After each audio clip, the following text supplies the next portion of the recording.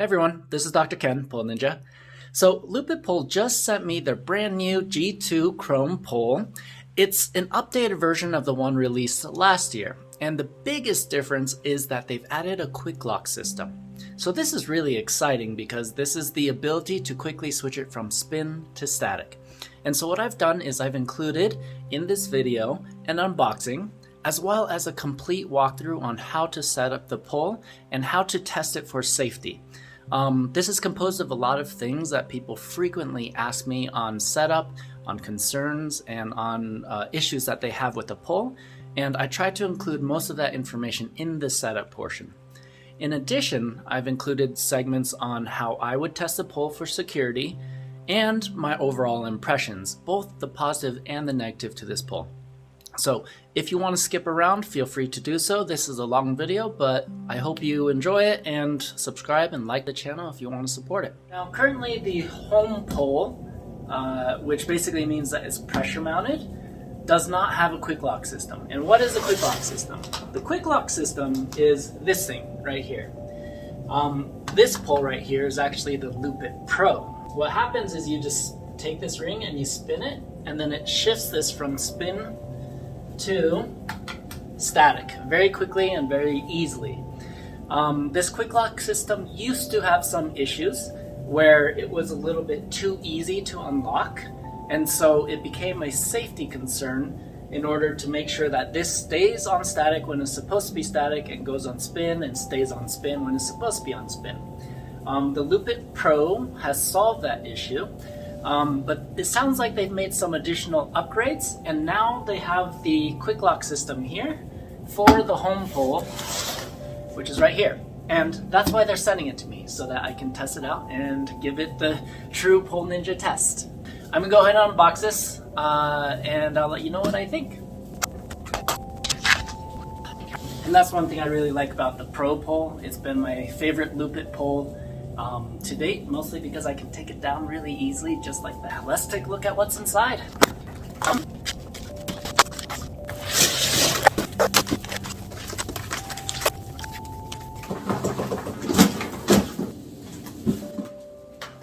And this is all you need to install the pole. I really appreciate the length of these because the length of these has been an issue in the past. Part B. Oh, it's Barlow and I. They didn't tell me that they were doing that. And you can see all their products, all the instructions, extensions, and pieces. Now, this is probably the most common issue that people have contacted me about, is ultimately they order the wrong pieces.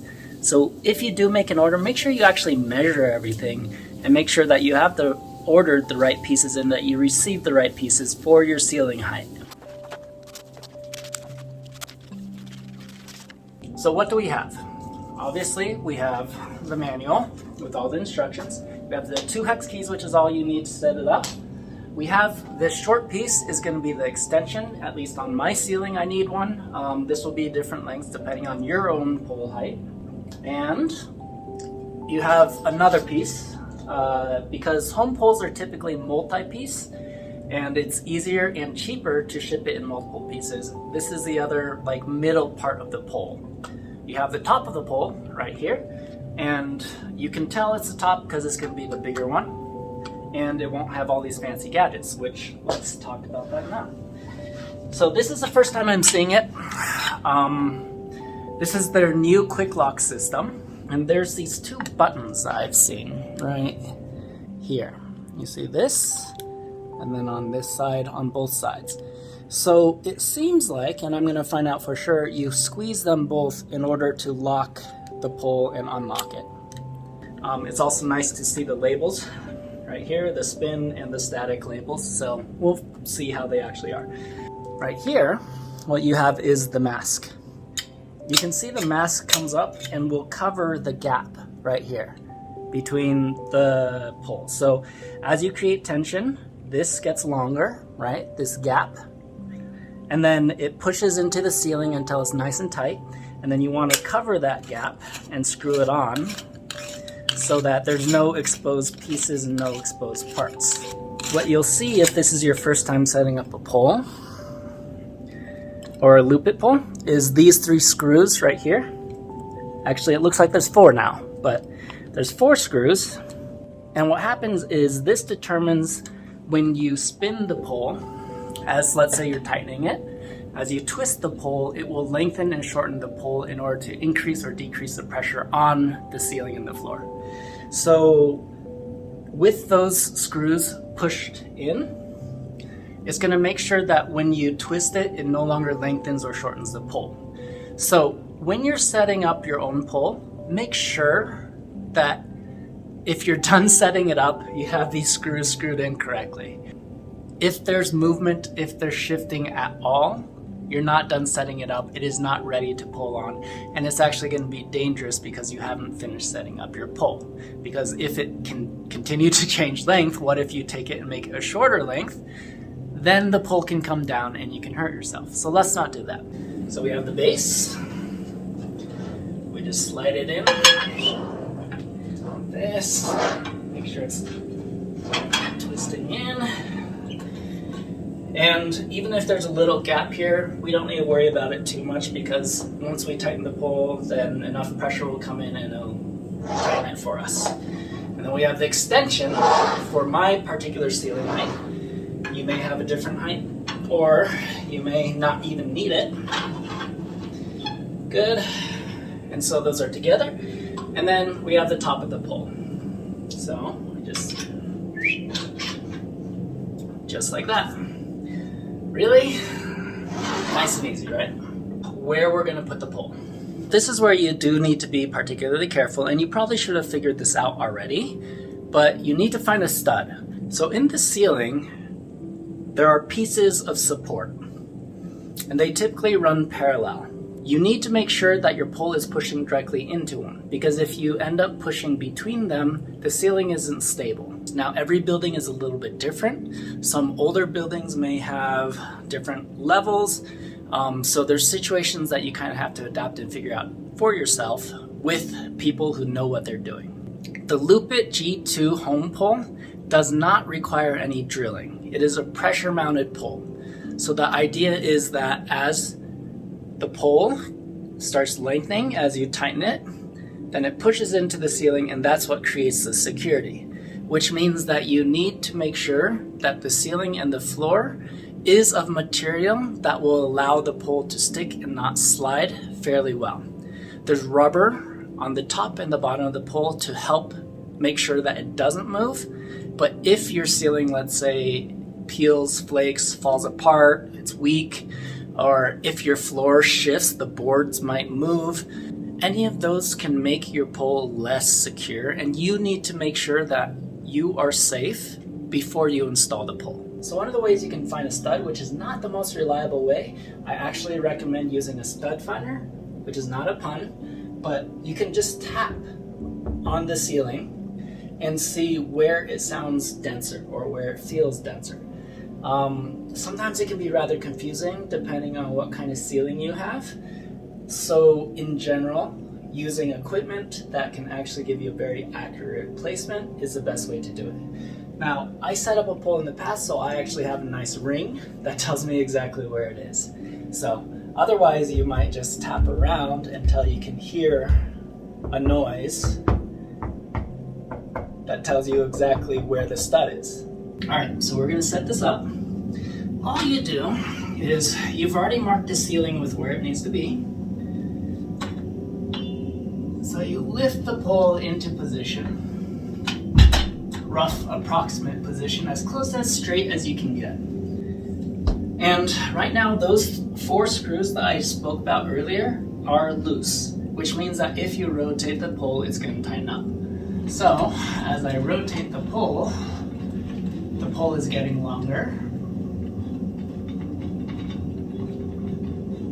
And at some point, right there, is going to meet the ceiling. And I don't need to hold it anymore. So I was just decreasing the space between the pole and the ceiling. And it's not straight. It's not meant to be straight quite yet. I just need to have it generally set up. Next, what you're going to do is try to get it level. So you do need a level, and if you don't have one, you can pick it up pretty much anywhere or order it anywhere. But you're going to place it against the pole. I have a magnetic one, so I can just take my hands off if I need to. And you're going to look at this bubble here.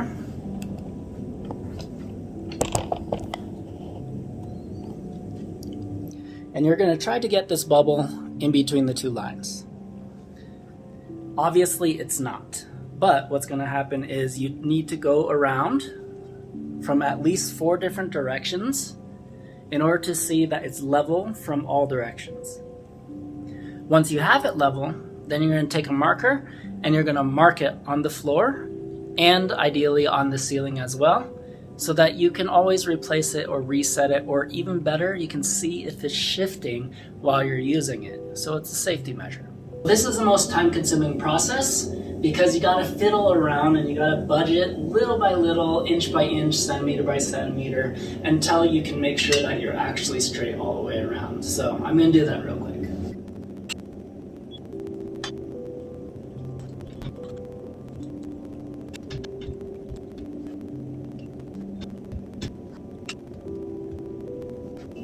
Okay, so now I have it level, but it is not tight.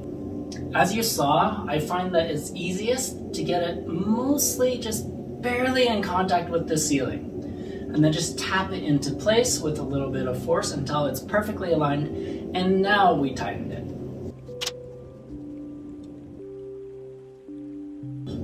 And as it gets tighter, you can feel the resistance increasing. And you don't want to over-tighten the pole. Over-tightening a pole leads to the pole bowing. If it bows and you apply lateral force on it, it will actually slip out easier. So it's actually less safe to over-tighten your pole. There's a balance, of course, between the too tight and too loose, and you kind of need to figure that out for yourself. In general, after I'm done tightening it, I kind of run into the pole. That's my test. So I would say this feels, through my experience, like it's roughly the right tightness. I can give it a nice pull and push and I'm not seeing any type of movement, and I get a little harder and both the ceiling and the floor are not moving at all. Good. Now, with a home pole, there will be, especially in a multi-piece home pole, there will be some movement. So don't freak out, don't panic. That's just the nature of having a home versus a studio pole. So there will be some movement because there's multiple pieces. It will make some noise. So if you saw my review of the previous G2 home pole, you'll have remembered that I spoke about this, how it's really nice that this curves in and it doesn't cut into your skin, because if this lips out, then it becomes a cutting point. In another example, if there's an exposed hole where a hex key needs to go in and you need to tighten the pole, that can also be a cutting point. I have literally, when I've done like a handspring or something with a lot of weight, as my hand's pushing into the pole and I'm maybe sliding a little bit, I've literally cut out gashes of flesh out of my skin in my palm because of these little holes. And so what I'm noticing about this pole is that there are no screws like that, and that feels good. That feels comfortable for me. I'm gonna test later on though if there's excess motion though, because that's the other thing, is if this middle piece can shift at all or twist at all with force, then I'm gonna be a little more conservative or concerned. So it's one of those cost-benefit situations, because what the screws do typically is they make sure these extensions, this middle piece, does not move at all. So in my head, I'm a little concerned. I want to make sure that this will not move, this middle piece at all, because it doesn't have a screw, which is nice for me not gouging myself. But also I need the security of knowing that I can spin with all my force around the pole without this twisting. All right, here we go. So we have the little hex key right here versus the big hex key. The little one is for these little screws.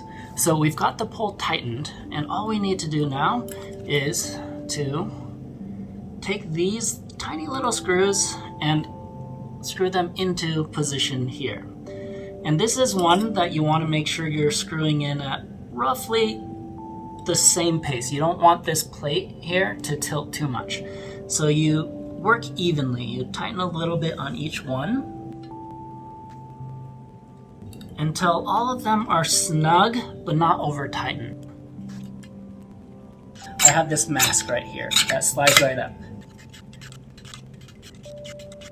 Alright, so that's completely screwed on right now, and this is completely flush. There's no gaps showing here or at the bottom here. If you do see a gap, you probably got the wrong extension. It should be completely flush and completely covered. Now in terms of feedback, I found there to be a little resistance as I was screwing the mask on, and I'm hearing a sound in there that makes me a little bit concerned. So I'm going to unscrew this and take a look, see what we find. Because the thing is, even though you're not unscrewing and screwing on the mask again and again typically, if it's stripping the screw every time you screw it on, then it will wear down over time, and that's also something you don't want. That's particularly important because every pole, no matter what pole it is, it's going to warp a little bit. Just over time, as you use it, it might bend just a little bit.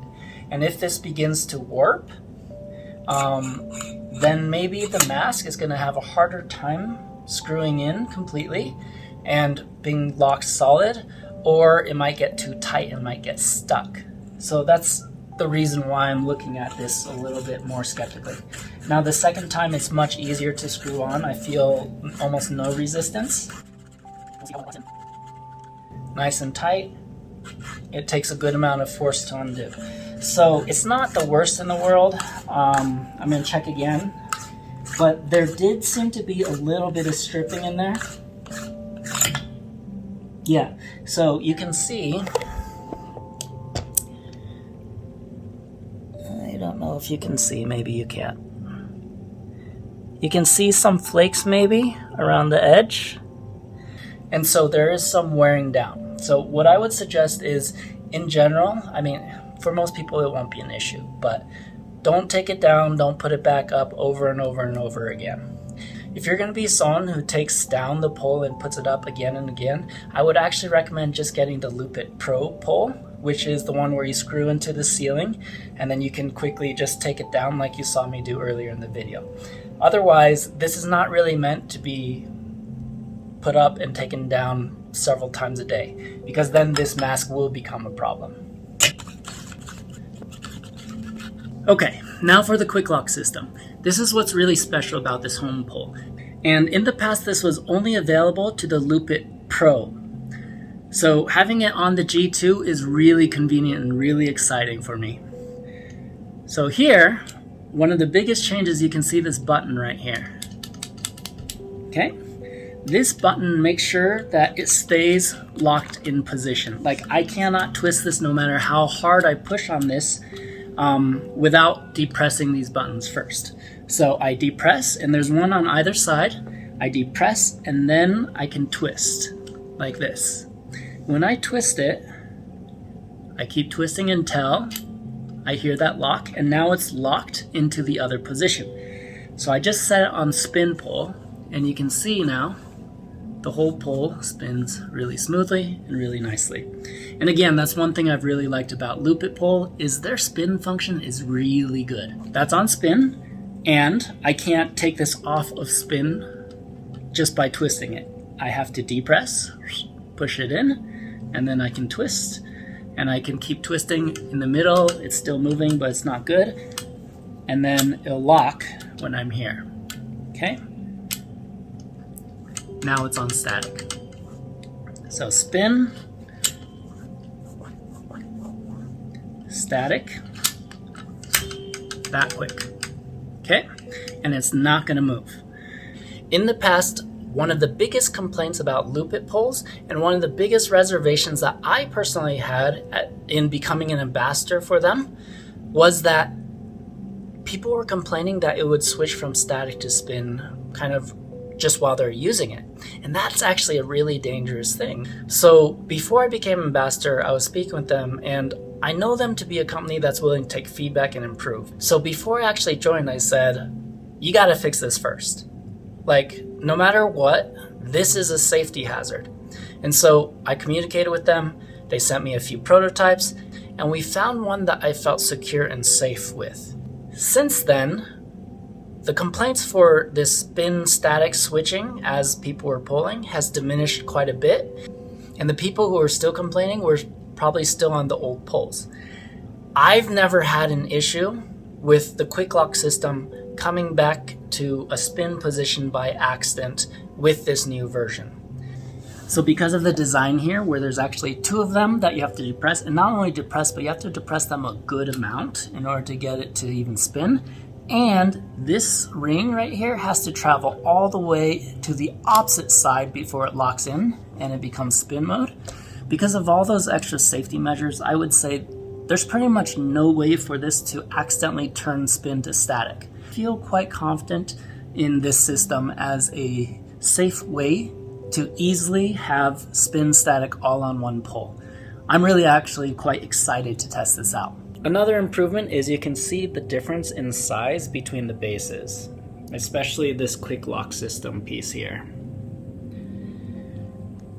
So if you're someone who does a lot of base work, you'll know exactly what I mean in that having a large base at the bottom of the pole can actually be quite annoying. You can knee it, you can stub a toe, sometimes there's pieces that stick out and you might cut yourself.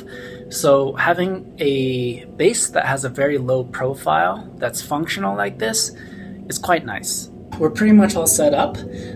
They sent me 2 hex keys. This might be a remnant of their old model where you need to switch from static to spin mode, because now with the Quick Lock system we don't need a hex key. So you may not get the bigger hex key. I did, so. Okay, I believe we're all set up.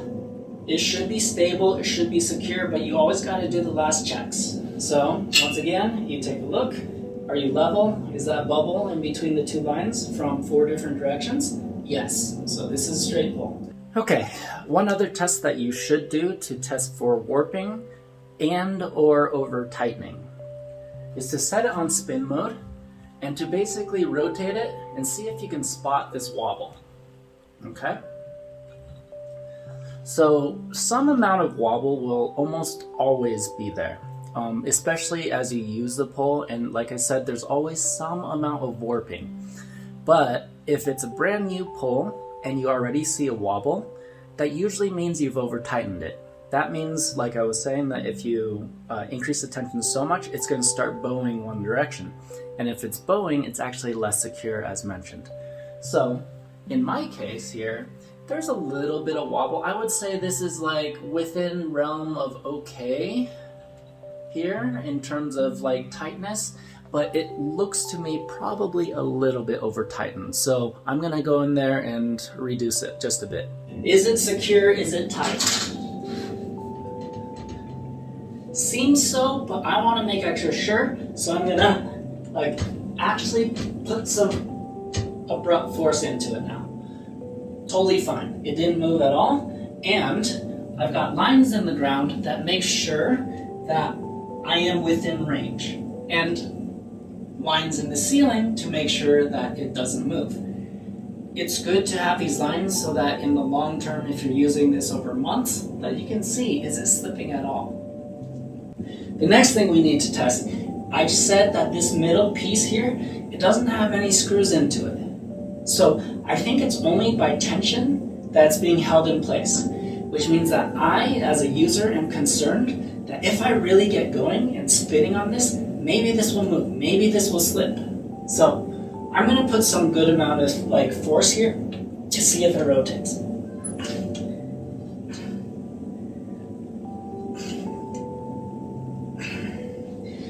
And there is some rotation. So what I need to do is go back and figure out, is this because of the screws right here at the bottom that deals with the tension, or is this because of the middle piece actually moving? So I'm going to take the mask off at the bottom.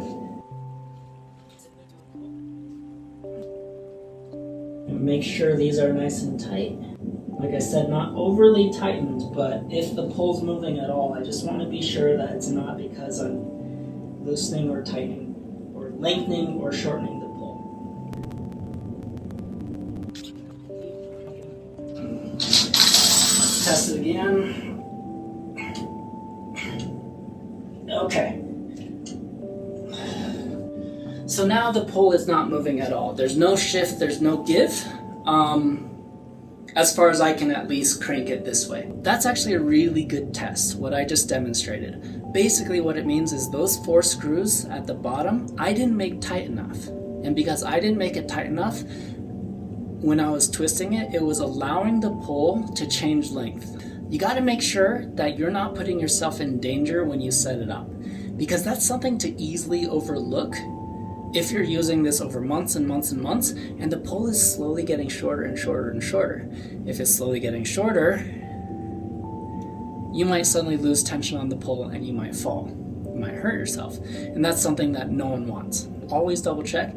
And in general, you should be checking your poles every once in a while, every week maybe. Just give it a good shove, give it a good push, see if it's budging at all. And that might be an indicator, and like I said, having a drawing of a ring in the ceiling and the floor is also a good way to monitor, is your pole slipping at all? Okay, as far as I'm concerned, this is as stable as it gets, as I can test it without actually pole dancing. So, obviously the next step is to actually dance on the pole. Now, all new poles are going to be a little slippery to begin with. Clean it a little bit more than usual, and also expect that it will break in over time. But this is a chrome pole, which for me is a better stick, but in general I don't like chrome because of the possible allergies. Now Lupit has a chrome pole that they say is allergy free, and I've described that in a blog and in some previous reviews, which you can check out for yourself. But I'm excited to see how this feels. So I'll begin with just some gentle spins because it's a new pole. I just want to be absolutely certain that it's secure, that I can actually rely on it and trust it. So, just, is that safe? Is that fine? Do I feel any shifting? Is it moving from the little rings, the little lines? Seems good. I'm going to start giving it, rather than circular momentum, I'm going to give it a little more dynamic movement in a pendular activity. So now I'm like, hey!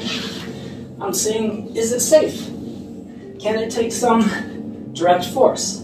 In general, when you pole dance, you don't want to actually hit the pole, but for the testing purposes, maybe it's a good idea. So I'm like, okay. I feel safe on this pole. It feels good. I haven't noticed any excess movement anymore.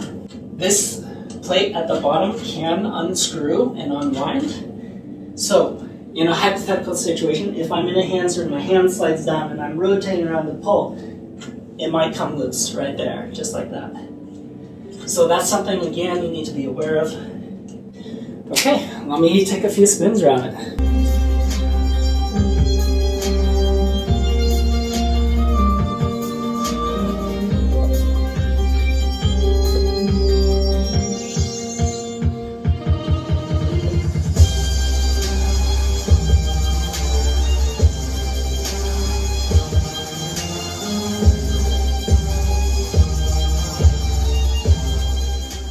Okay, overall impressions. I found this to be a really good pole. In fact, I might like it more than my Lupit Pro. The main reason I think is because it's from their what they call chrome rather than the stainless steel of my Pro pole. But it could be humidity, it could be temperature of the particular environment with my skin, but it seemed to me that I gripped a lot better. As you heard, I have some nitpicks, some little quibbles, especially with the mask. Maybe it's starting to unscrew itself just while I'm pulling, or over time it's starting to wear away. The issue I had with the middle piece potentially moving, it didn't move when I pulled on it just now. We'll see in time, see if it stands the test of time, but who knows? So far it seems to be pretty secure. And I do feel solid and do feel confident with the new static spin setting, the Quick Lock setting. It doesn't feel like it's going to give way. I don't think it's actually possible to switch it by accident from static to spin. If you do decide to purchase a Lupit, you can use the code NINJA5, NINJA, the number 5, in order to get 5% off your order. I did not get paid to do this video. I am a Lupit pole ambassador, but they sent me the pole for feedback, and I decided I might as well make a video at the same time and provide a review. So if you want to support this channel, you can do so by subscribing, by liking, and by using that coupon code if you do decide to purchase. Let me know if you have any questions, any concerns in the comments. I have another Lupit pole review that is now a bit dated for the G2 in general, which you can find on my website. I also have a lot of tutorials in general, both spoken and what I call silent tutorials, which is basically monkey see, monkey do style tutorials, both free and paid. So if you enjoy this content, you can go to that website and learn more. Let me know if you have any questions in the comments down below. Otherwise, we'll see you next time.